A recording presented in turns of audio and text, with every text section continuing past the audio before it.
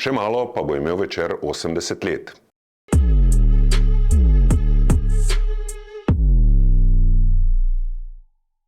Naš in vaš medij opisuje svet in domovino že skoraj neverjetnih 79 let.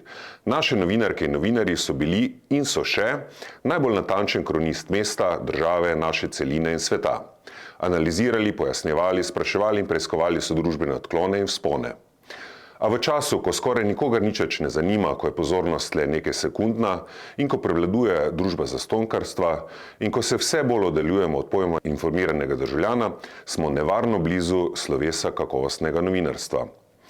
V uredništvu se velikokrat sprašujemo, kaj storiti, da bi državljane spodbudili, da posegajo po vsebinah verodostojnih, neodvisnih in kakovostnih medijev.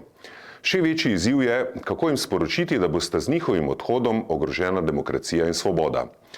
Kako te abstraktne pojme prenesti in vsaditi v naše glave, napolnjene z digitalnimi impulzi nepomembnih, zabavljajočih, zavajajočih in tudi napačnih informacij? A smo optimisti. Prvi znak, kako dragoceno je zaupanje, se je po dolgem času pojavil v pandemiji, ko se je znova množično posegalo po medijih, ki so oskrbovali z natančnimi, verodostojnimi in ključnimi informacijami. Za razliko od družbenih omrežij, ki so ta čas bruhala laži, dezinformacije, kvazi znanost in ostale informacijske odpadke, so se ljudje vrnili k tistim, ki jim zaupajo, tudi k Večeru. A želeli bi si, da se k dobrim in zaupanja vrednim informacijam ne bi vračali le ob izrednih dogodkih, ampak tudi sicer. Ker kdo bo, če dobrih medijev in novinarjev ne bo, razlagal svet, opozarjal na posledice podnebnih sprememb, na vzpon skrajne desnice in ne nazadnje gledal pod prste politikom, ko bodo ti oprezali po še kakšni Litijski in računali evre, ki bodo kapnili pri morebitni izgradnji novega bloka nuklearke.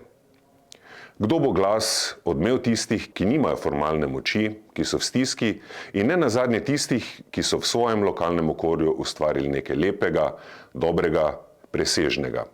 Zato je tu Večerova zaveza, da se pri 80-ih ne bomo ustavili.